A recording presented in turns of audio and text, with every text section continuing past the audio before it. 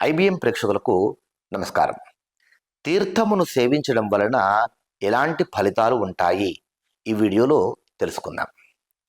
అకాల మృత్యుహరణం, సర్వవ్యాధి నివారణం, సమస్త పాపక్షేకరం, శ్రీ పరమేశ్వర పాదోదకం, పావనం శుభం అనేటువంటిది తీర్థమును సేవించే సమయంలో చెప్పుకోవలసినటువంటి మంత్రం.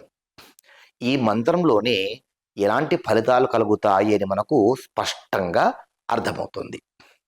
మొదటి పాదం ఏమంటున్నారు? అకాల మృత్యుహరణం అన్నారు. అంటే ఎట్లాంటి సమయంలో కానీ ఎలాంటి సందర్భంలో కానీ అకాల మృత్యు అనేటువంటిది దరిచేరకూడదు. ఈ తీర్థం వలన అకాల మృత్యువులు సంభవించకుండా ఉండుగాక అని ప్రధానమైనటువంటి ఉద్దేశం.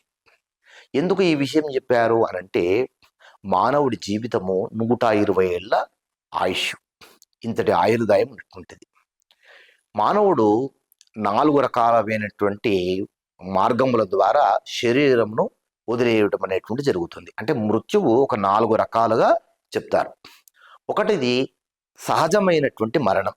అంటే మనకి ఎంత ఆయుర్దాయం ఉందో ఆ ఆయుర్దాయం అంతా కూడా ఎలాంటి ప్రమాదములు సంభవించకుండా పూర్తిగా జీవించడం, ఆ తర్వాత శరీరం వదిలివేయడం, ఇది సహజ మరణంగా చెప్తారు.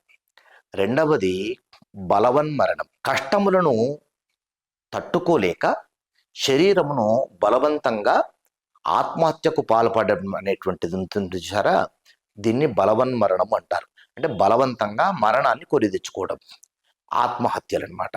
రకరకాలుగా సూసైడ్ చేసుకుంటూ ఉంటారు కదా, ఇలాంటి ఆత్మహత్యలు రెండవ రకమైనటువంటి మరణం. ఇక మూడవ మరణము ప్రమాదకరమైనటువంటి మరణం. అంటే ప్రమాదముల ద్వారా చనిపోవడం అన్నమాట. ఈ రోడ్ యాక్సిడెంట్లు, బస్ యాక్సిడెంట్లు అలాంటివి జరుగుతుంటాయి కదా, ఇలాంటి యాక్సిడెంట్ల ద్వారా మరణించడం. ఇక నాలుగవ మరణం ఉంటుంది, అది ఆపదల ద్వారా వచ్చేటువంటి మరణం. అంటే ఎవరైనా కానీ హత్య చేయడం, లేదా సర్పములు మొదలైనటువంటి విష జంతువుల బారిన పడి చనిపోవడం. ఇట్లా ఈ 4 రకాలుగా మరణములు మనిషికి ప్రాప్తిస్తూ ఉంటాయి. మొదటి మరణం సహజ మరణం, 2, 3, 4 అనేటువంటివి అకాల మరణాలు. అంటే ఆయుర్దాయం కంటే ముందుగానే మరణించడం, ఇవి అకాల మరణాలు. ఏ జీవి కూడా ఈశ్వరుడిచ్చినటువంటి పూర్తి ఆయుర్దాయము అనుభవించకుండా మధ్యలో అకాల మరణమునకు పొందకూడదు అనేటువంటి ఉద్దేశంతో మనం ఏ ఆలయానికి వెళ్ళినా కానీ, ఏ పూజ చేసినా కానీ మొట్టమొదలు మానవుని యొక్క క్షేమం కోరుకుంటూ, ఓ మానవ, ఈశ్వరుడిచ్చినటువంటి పూర్తి ఆయుర్దాయమును నువ్వు ఎలాంటి ప్రమాదములు లేకుండా అనుభవించు, జీవించు అని మంచి సదుద్దేశంతో చెప్పబడేటువంటి అర్థము మొట్టమొదటి పాదంలో ఉంది. అది తీర్థంలో చెప్పబడినటువంటి విశేషమైనటువంటి ప్రక్రియ. అందుకే మొట్టమొదలు అకాల మృత్యుహరణం అని చెప్పారు. ఇక రెండవది సర్వవ్యాధి నివారణం. మానవుడు ఒకవేళ మరణిస్తే కనుక ఏదో రకమైనటువంటి వ్యాధి బారిన పడి మరణిస్తూ ఉంటాడు. అంతేకాకుండా చేయబడినటువంటి పాపములు కూడా ఏదో రకమైనటువంటి వ్యాధి ద్వారా మనల్ని పీడిస్తూ ఉంటాయి.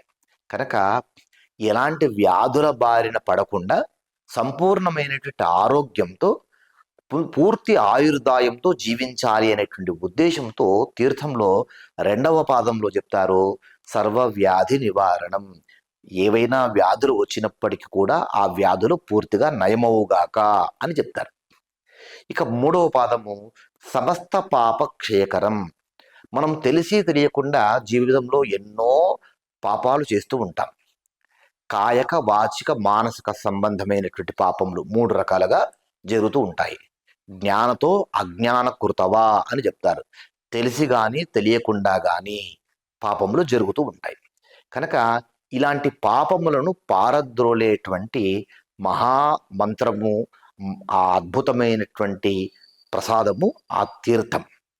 కనుక తీర్థమును సేవించడం వలన ఈ విధమైనటువంటి ప్రయోజనాలు ఉంటాయి. ఇంతటి ప్రాశస్త్యము తీర్థముకు ఉంటుంది. కనుక ఎప్పుడు ఆలయానికి వెళ్ళినా కానీ దర్శనం చేసుకున్న తర్వాత తీర్థం తీసుకోకుండా వెళ్ళకండి.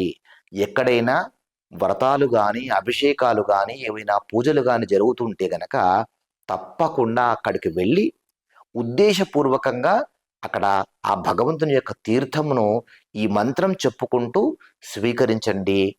ప్రతి చోట కూడా ఎక్కడైతే భగవంతుని యొక్క అర్చన గాని అభిషేకం గాని జరిగిందో ఆ మూర్తి యొక్క శక్తి అంతా కూడా ఆ తీర్థంలో ప్రసరిస్తూ ఉంటుంది కనుక అంతటి దివ్యమైనటువంటి తీర్థమును తప్పకుండా స్వీకరించండి.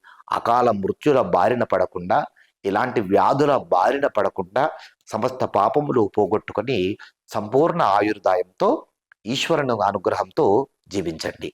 ఇది తీర్థం యొక్క ప్రాశస్త్యం. మరొక టాపిక్తో మళ్ళీ కలుసుకుందాం. నమస్కారం.